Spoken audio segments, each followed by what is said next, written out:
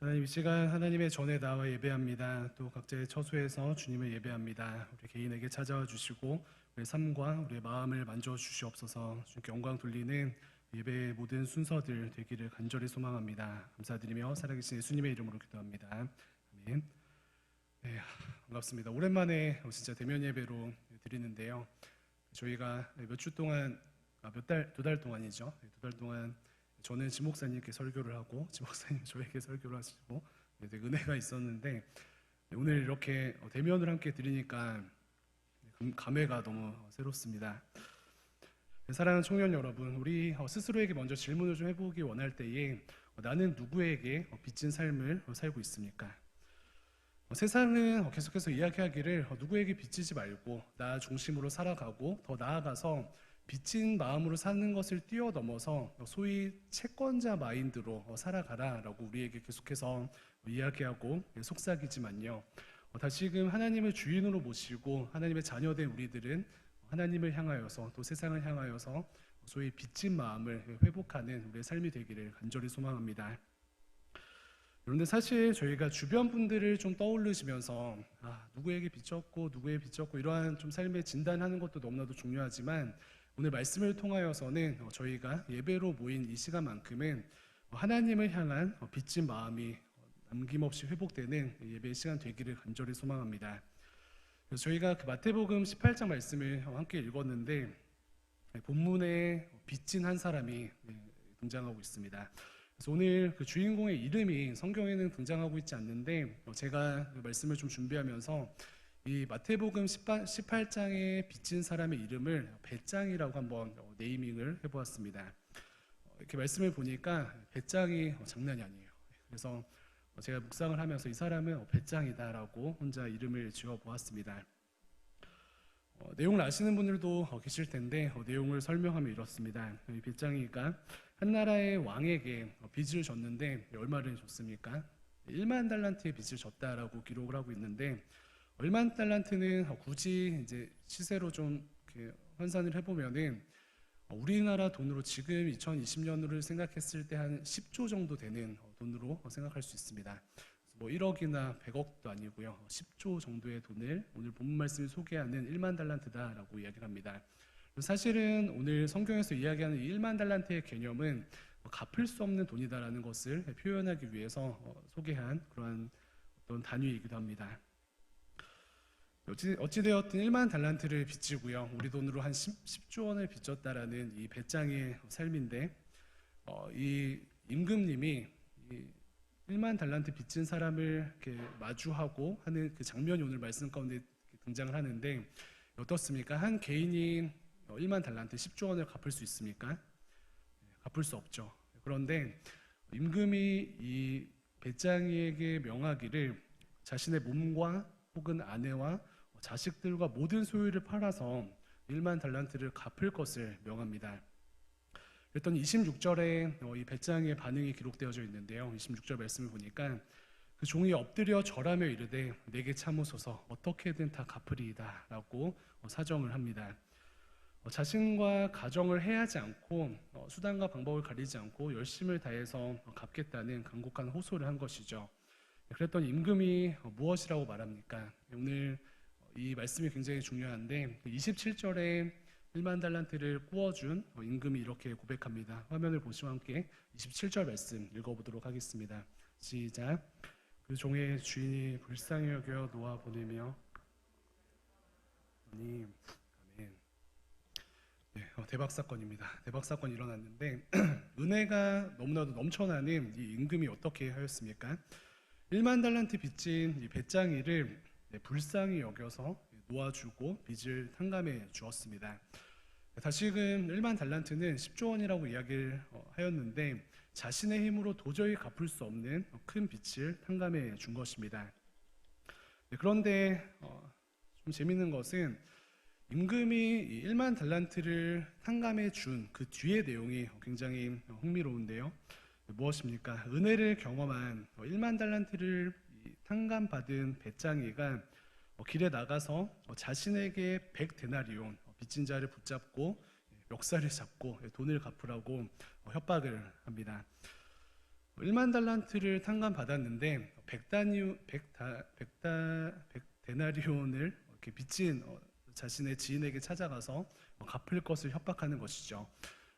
100데나리온이라는 이제 그 단위는 또 이렇게 환산을 해보면은 한 3천만 원 정도라고 이게 쉽게 이야기를 할 수 있는데 10조 원을 탕감받은 자가 상대적으로는 아무것도 아니다고 할 수 있는 3천만 원을 빚진 지인에게 찾아가서 굉장히 야박하게 구는 것입니다. 28절에 멱살을 잡고 빚을 갚으라라고 협박한다라고 기록되어져 있습니다.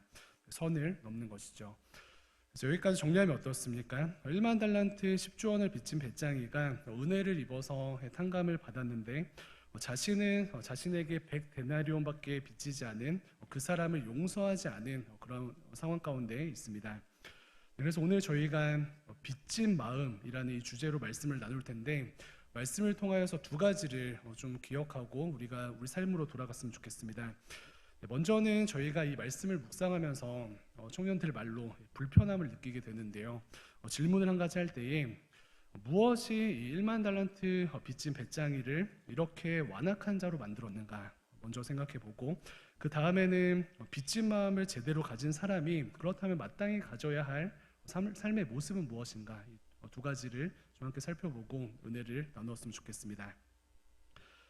먼저는 이 1만 달란트 빚진 자는 10조 원을 탕감받았음에도 불구하고 질문 드린 것처럼 왜 이렇게 완악한 사람이 되어서 은혜 받은 자로 살지 못하고 소위 주변에 자비가 없는 사람으로 살게 되었을까요? 쉽게 생각하면은 먼저는 이 벳장이는 은혜를 머리로만 알기 때문에 그렇습니다. 1만 달란트를 탕감받았는데 1만 달란트를 탕감받은 이 은혜를 마음으로 혹은 전 인격으로 삶으로 누리지 못하고 머리로만 알았기 때문에 이렇게 완악한 사람이 되었다라는 주님의 말씀입니다. 그래서 오늘 1만 달란트를 성경이 소개하는 것은 1만 달란트는 성도의 구원의 은혜로 저희가 해석을 하는데요. 신자의 영생, 또 자녀됨, 또 우리가 해결할 수 없는 죄사함에 대해서 1만 달란트로 비유를 하고 있는데 하나님의 은혜에 대해서 여기 계신 성도님들은 어떻습니까? 1만 달란트나 이렇게 탕감받은 이 은혜를 머리로만 아는 것이 아니라 정말 마음으로 받아들이고 전 인격적으로 받아들이고 그러한 감격을 이루는 삶을 살고 계신가요? 아니면은 이 벳장이처럼 은혜를 머리로만 알고 계십니까? 다시금 오늘 본문의 1만 달란트를 탕감받은 이 벳장이는요, 이 은혜를 머리로만 알았습니다. 그리고 이 은혜를 마음으로 누리지 못하고 또 삶으로 받아들이지 못했기 때문에 자신에게 100데나리온 빚진 자를 용서하지 못하는 그러한 완악한 삶을 살았습니다. 그래서 우리 자신은 어떠한가요? 한국 사람은 그 한국말을 잘해야지, 한국말을 알아야지 한국 사람이다라는 그런 조건이 있는 것처럼 사실 저희가 신자로서 예배를 드리고 또 신자로서 살아갈 때에는 은혜의 자녀됨을 누리고 은혜의 십자가를 믿고 영생의 은혜를 누리는 자로 살아가는 것이 신자의 조건입니다. 그런데 한국말을 모르는 사람이 한국 사람이다라고 이야기하는 것이 앞뒤가 안 맞는 것처럼 하나님의 은혜, 십자가의 은혜, 또 우리에게 영생을 주시고 자녀 삼으신 은혜를 모르면서 자녀라고 이야기한다는 것이 우리의 삶의 앞뒤가 맞지 않는 신앙의 모습이다라는 주님의 말씀입니다. 사랑하는 청년 여러분, 나에게 영원한 생명을 주시는 십자가의 은혜, 또 그리고 죽을 우리를, 지옥 갈 우리를 자녀 삼으시는 하나님의 은혜를 정말 마음으로 누리고 계십니까? 혹은 삶으로 그 은혜를 받아서 그 삶의 은혜 가운데 거하고 계십니까? 아니면은 하나님의 주신 은혜를 머리로만 알고 계십니까? 그 19세기 설교의 황태자라고 불리었던 그 스펄전 목사님이 계신데요. 그 스펄전 목사님께서는 성도들에게 말씀하시기를 눈물이 마른 자는 하나님 나라에 들어가기가 굉장히 어렵다라고 말씀을 하셨습니다. 그리고 그러한 삶을 삶 속에서 살아내셨습니다. 유명한 일화가 있는데요. 그 하루는 이 스펄전 목사님께서 서재에서 설교 준비를 하시다가 흐느끼면서 울고 계시는 거예요. 그래서 사모님께서 오셔서 무슨 일 있으시냐고, 왜 오시냐고 질문을 하였습니다. 네, 그랬더니 스펄전 목사님께서 대답하시기를 십자가를 묵상하는데 더 이상 눈물이 나지 않는다. 그래서 눈물을 흘린다라고 말씀을 하셨습니다. 네, 우리는 어떻습니까? 십자가와 또 자녀됨, 또 영원한 생명을 누리는 것에 대한 가슴 벅찬 은혜가 우리의 마음속에 있습니까? 아니면은 하나님의 은혜는 머리로만 알고 그것을 살아내지 못하는 삶의 연약함이 있습니까?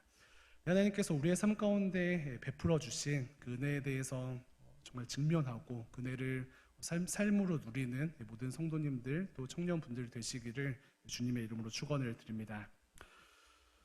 그런데 종종 저희는 이렇게 이야기하는 것 같아요. 목사님, 저는 비록 다른 사람들을 용서하진 않지만 은혜를 압니다. 목사님, 저는 비록 감사하진 않지만 은혜를 압니다. 목사님, 저는 비록 십자가를 생각하면 가슴 뛰지 않고 십자가를 생각하면 눈물까지 나진 않지만 은혜를 압니다 라고 우리 자신을 변호하는 것 같습니다. 그러나 이것은 어떻습니까? 앞서서 제가 말씀드린 것처럼 저는 한국말을 하지 못하지만 한국 사람입니다 라고 이야기하는 것처럼 우리를 속이는 것과 같다라는 그런 말이죠. 그래서 우리 모두가 다시 한번 오늘 이 마태복음 18장 1만 달란트 빚진 이 배짱이를 좀 묵상하면서 은혜에 대한 진정성을 좀 회복하였으면 좋겠습니다. 은혜를 안다고 말은 하는데, 또 은혜를 안다고 그렇게 겉으로는 표현을 하는데 왜 나는 다른 사람들을 용서하지 못하는가? 은혜를 안다고 말은 하는데, 또 은혜를 안다고 주변에 소개는 하고 다니는데 왜 나는 코로나를 통과하는 이 시기 가운데 냉랭한 마음을 가지고 살아가는가? 은혜를 안다고 이야기하지만 십자가 앞에서 왜 치열하게 씨름하지 못하고 십자가 앞에서 감격하지 못하는 삶을 사는가? 우리 자신에게 진지하게 질문을 좀 해보면서요, 이 진정성에 대한 은혜를 회복하는 예배 시간 되기를 간절히 소망합니다. 그래서 오늘 예배뿐만 아니라 우리의 삶 가운데 우리의 기도의 제목이 좀 이렇게 바뀌었으면 좋겠습니다. 하나님, 우리의 삶 가운데 은혜를 알게 하시고 특별히 이 1만 달란트의 가치를 알게 하여 주시옵소서.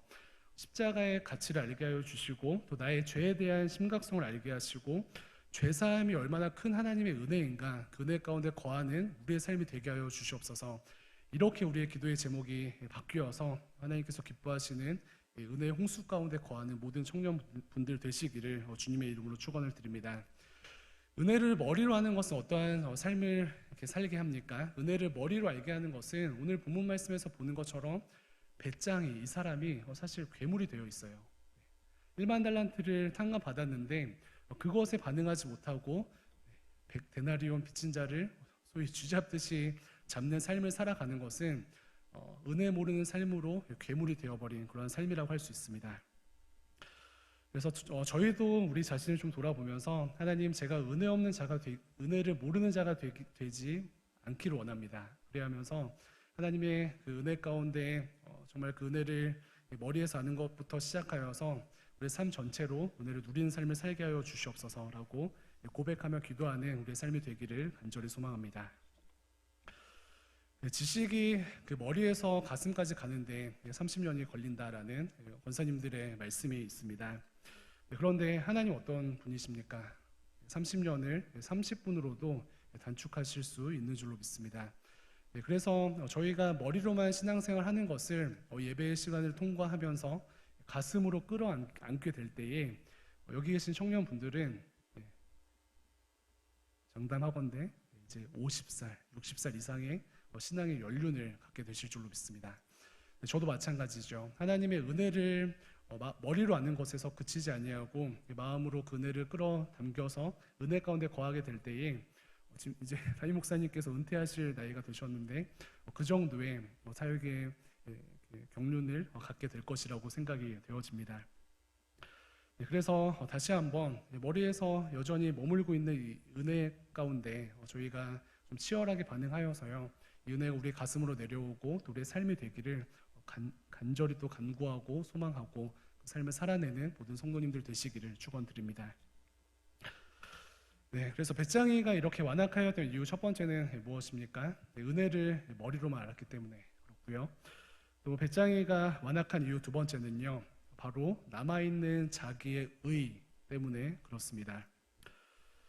1만 달란트를 탕감받았지만 사실 중심에는 이 배짱이에게 어떠한 마음이 있었냐면은 나는 용서받을 만하다. 나는 그 임금의 용서를 받을 가치가 있다라는 자기의 의를 붙들고 나아갔습니다. 자신은 1만 달란트를 용서받았지만 사실은 내면에 용서받을 만하다라는 그러한 높아진 마음이 있었습니다. 반면에 그 100데나리온 빌린 자에게는 어떤 마음이 있었을까요? 저 사람은 용서받을 만하지 못한 사람이야 라는 그러한 교만이 있었습니다. 그런데 이것을 어떻게 알 수 있냐면은 저희가 마태복음 18장 말씀을 보면은 예수님께서 비유로 이 말씀을 이야기하시는데 이 비유가 어떻게 시작이 되었는가를 보면은 그 뜻을 알 수가 있습니다. 그런데 이 이야기가 시작되는 그 시점을 보면은 제자 베드로가 이 질문을 하였기 때문에 저희가 이것이 그 자기 의에 대한 말씀인 것을 알 수가 있는데요. 예수님께서 형제 용서와 또 용납에 대해서 앞부분에 설명을 하고 있는데 상식적으로 겸손한 사람이라면은 예수님께서 용서와 용납에 대해서 설명하실 때에 예수님 저도 용서받고 싶습니다. 하나님께 용서받고 싶고 또 사람들에게 용서받고 싶은데 그렇게 하려면 어떻게 해야 됩니까? 이러한 질문을 해야 하지 않겠습니까? 네, 그런데 베드로의 질문은 무엇이냐면요. 예수님께서 용서와 용납에 대해서 말씀하시는데 그 뒤에 베드로가 21절에 이렇게 이야기합니다. 주여 형제가 내게 죄를 범하면은 몇 번이나 용서해 줘야 합니까? 내가 사람들에게 어떻게 용서받아야 할지에 대해서 접근하는 것이 아니라 사람들이 나에게 잘못을 하였을 때 내가 어떻게 용서해야 하는지 그러한 질문을 베드로가 하는 것입니다. 그래서 쉽게 생각해 보면은 베드로는 자기는 다른 사람들에게 용서를 구할 것이 없고 용서를 받는 상황만을 이제 생각하는 것인데 그만큼 자기의 의와 교만이 그의 삶 가운데 있다는 것입니다.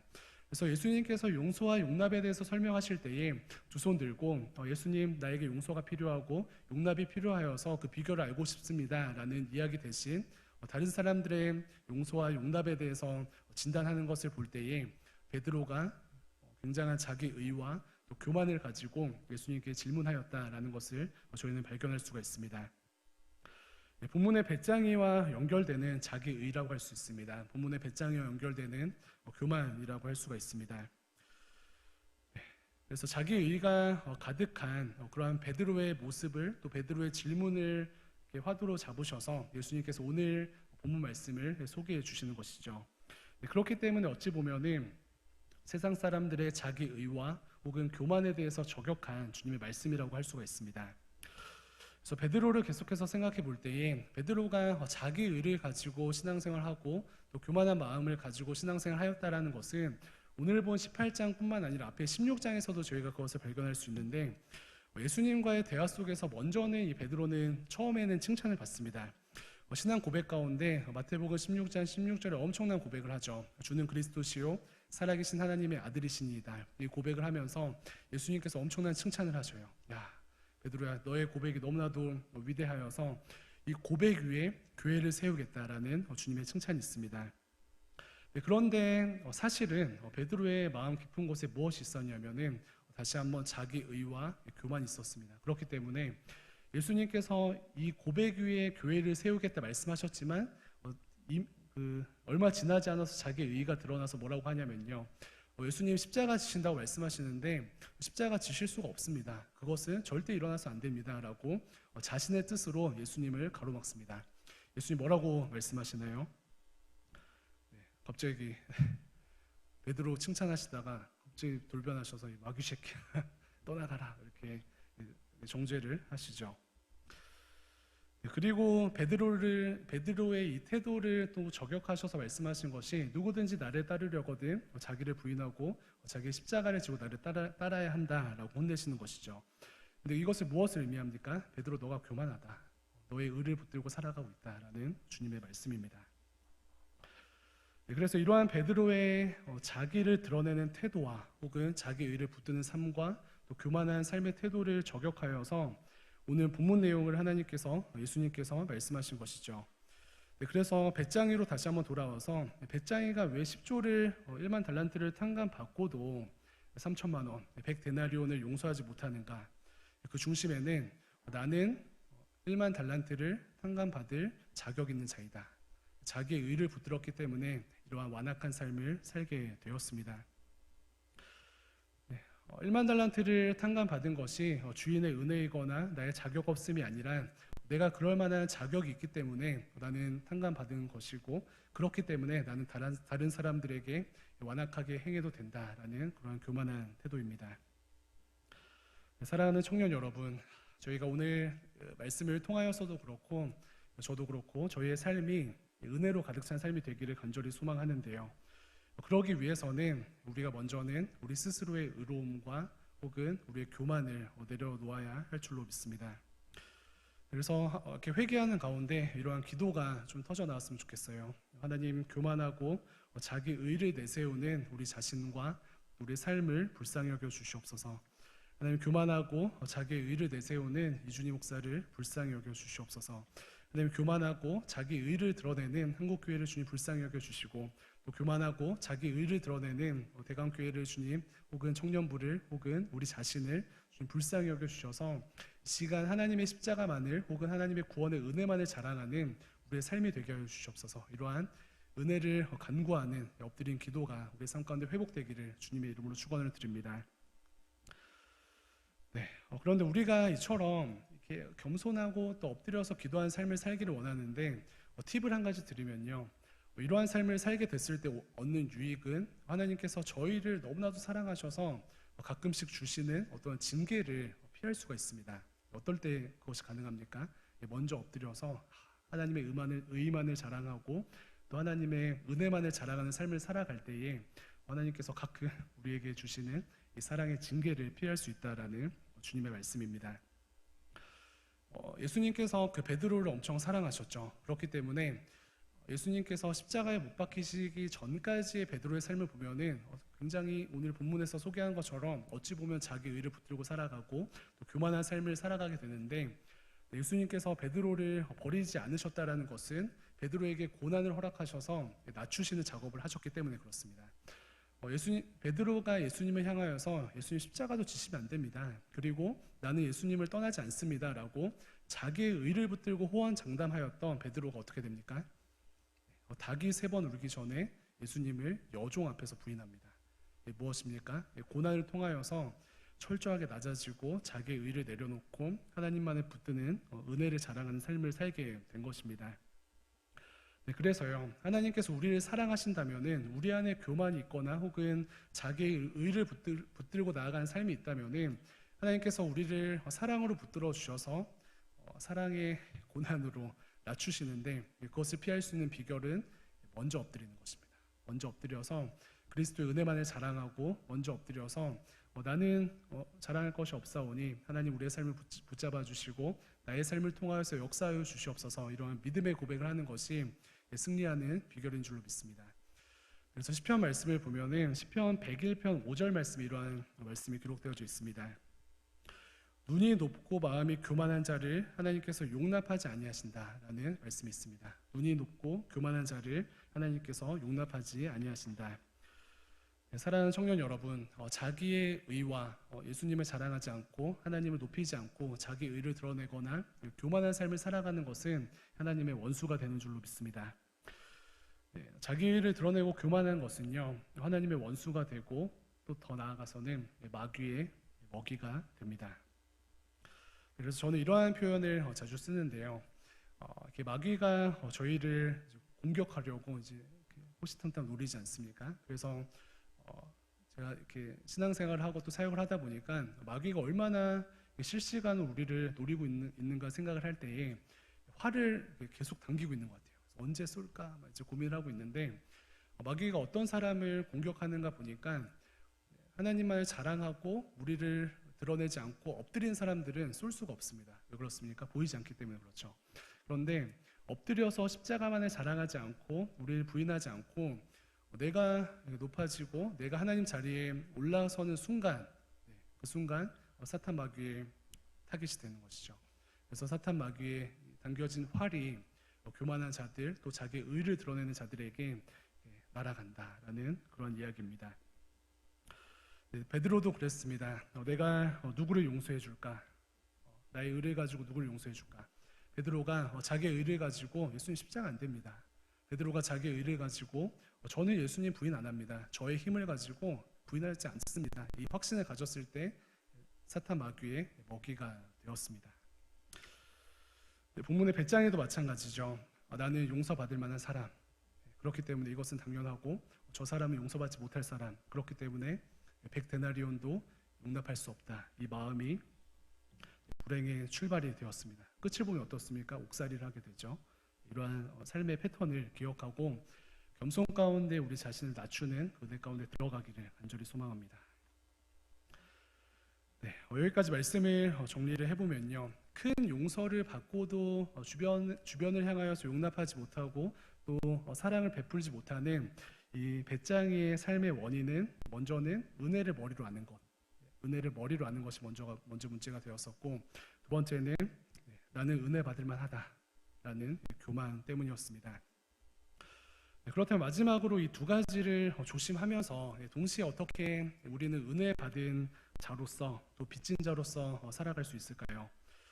본문이 소개하는 정말 제대로 된 소위 정상적인 빚진 자의 온전한 태도는요, 바로 퍼주는 삶을 살아간다라고 기록을 하고 있습니다. 은혜를 정말 제대로 경험한 사람들은 퍼주는 삶을 살아가요. 무엇을 퍼줍니까? 시간도 퍼주고요, 재정도 퍼주고, 마음도 퍼주고, 오늘 본문에서 직접적으로 이야기하는 용서도 퍼주는 삶을 살아갑니다. 이 은혜가 우리 모두에게 있기를 원하는데요, 출발은 무엇입니까? 퍼줘야지 하면서 다시 내가 퍼줘야지 하면 이제 제자리로 돌아가는 것이죠. 퍼줘야지 하면서 무엇을 붙들고 퍼줍니까? 하나님의 은혜를 붙들고 퍼주는 것이죠. 하나님께서 나에게 은혜를 주셨구나, 하나님께서 나에게 은혜를 주셨구나, 이것을 붙들고 퍼주는 삶을 살아가는 저희 모두가 되기를 원합니다. 저도 삶을 살아가고 또 사역을 하다가 제 뜻대로 안 되면 저도 되게 막 고집이고 욕심이 많아서 이렇게 막 화가 나거든요. 그리고 불만이 생기고 하나님을 향해서 막 원망하는 그런 삶이 될 때도 있는데, 그럴 때마다 하나님께서 저에게 말씀하시고 또 저를 붙들어 주시는 말씀이 로마서 8장 32절의 은혜입니다. 로마서 8장 32절 앞부분에 어떻게 기록이 되어져 있냐면은, 자기 아들을 아끼지 아니하시고 모든 사람을 위하여 내주신 하나님. 어떤 하나님이십니까? 자기 아들을 아끼지 아니하시고 모든 사람을 위하여 내주신 하나님, 은혜이죠. 그래서 이 은혜를 붙들 때 우리는 자기 힘을 가지고 다른 사람들을 섬기려고 쇼맨십을 발휘하거나 나의 의를 가지고 다른 사람들을 섬기려는 세상적인 윤리를 뛰어넘는 하나님께서 주시는 충만한 은혜를 가지고 섬길 수 있다는 주님의 말씀입니다. 제가 예전에 그 카페를 갔을 때 하루는 한 5살짜리 아이가 4살짜리 아이를 손찌검을 하는 거예요. 그래서 제가 봤을 때 엄청 막 세게 때린 것도 아닌데 그 맞은 4살짜리 어머니가 난리가 났습니다. 뭐 하는 거냐, 막 소리를 지르고 막 난리를 피시는데, 크게 이렇게 뭐 싸운 것도 아닌데 제가 다 민망하더라고요. 그런데 아들이신 예수님께서 5살 아이에게 맞으신 정도가 아니라 십자가에 못 박히셨습니다. 그래서 하나님은 아들을 주셨는데요, 저희가 은혜를 생각할 때 어디서 출발합니까? 하나님께서 아들을 주셨구나, 하나님께서 아들을 주셨구나. 이 은혜를 중심 삼으시길 바라요. 근데 우리는 어떻게 합니까? 하나님께서 아들을 주셨구나, 이것에 1대1로 반응하지 못하고 주변을 바라보죠. 내가 가진 것, 혹은 내가 갖지 못한 것, 내가 원하는 것, 응답되지 않은 기도, 응답된 기도, 그것들을 이렇게 재단하면서 주변에 은혜를 베풀 것인가 말 것인가 생각하게 됩니다. 그런데 우리의 은혜의 출발은 무엇입니까? 아들을 주시니가 우리에게 영생을 주시고, 아들을 주시니가 우리의 삶을 붙드시고, 아들을 주시니가 우리의 삶을 책임져 주신다. 이것을 붙들 때 저희는 흔들리지 않는 은혜를 가지고 다른 사람들을 섬길 수 있는 줄로 믿습니다. 다시 한번 세상의 것으로 일일비하여서 은혜에 반응하려고 하지 아니하고 아들을 주신 하나님, 이것을 묵상하며 승리하는 저희 모두가 되기를 간절히 소망합니다. 아들을 주신 하나님께서 1만 달란트를 탕감해 주신 것인데요. 1만 달란트 10조 원을 탕감받았는데 1만 원, 2만 원 손해 보는 것이 대수입니까? 하나님께서 우리의 삶 가운데 10조 원이나 되는 1만 달란트를 탕감해 주셨는데 10만 원, 100만 원 손해 보는 것이 대수입니까? 은혜에 대해서 이런 말이 있는데요. 은혜가 강한 자에게는 의무가 강해지고 권리는 약해진다. 이런 말이 있습니다. 은혜가 강한 사람은 의무를 강하게 행하고 권리를 약하게 주장합니다. 은혜가 강하면은 내가 무엇을 더 할까? 저 사람을 위해서 무엇을 더 책임질까? 혹은 회사를 위해서, 공동체를 위해서 무엇을 내가 더 헌신하고 책임질까라는 생각을 하게 되고요.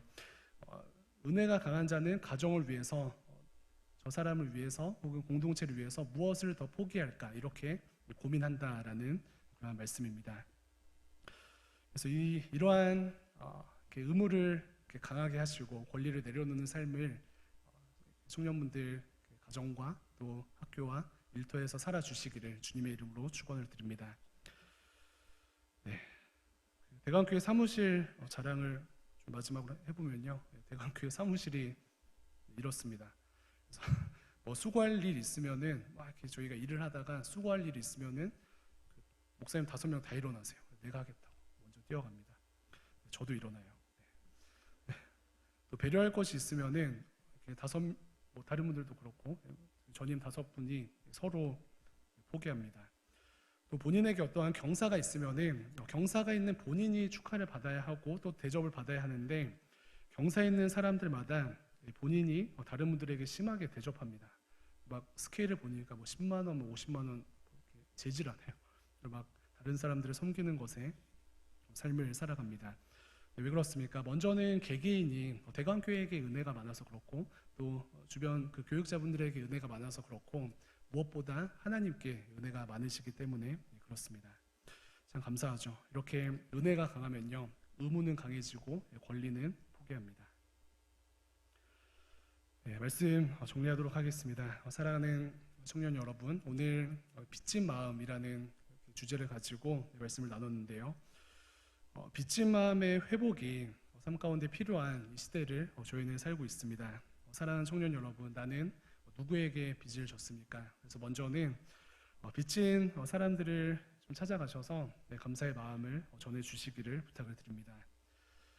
부모님 감사합니다. 목사님 감사합니다. 이렇게 감사를 전해주세요.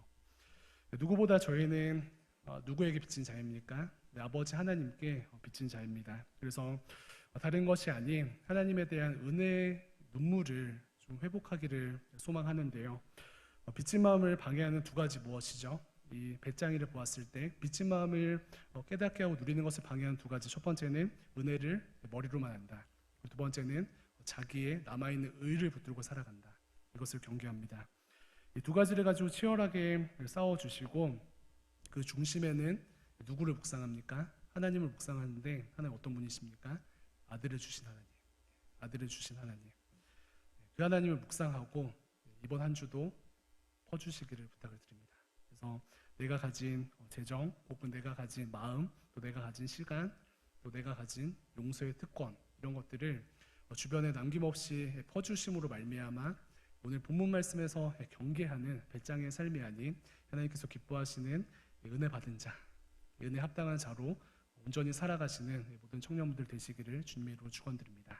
기도하겠습니다.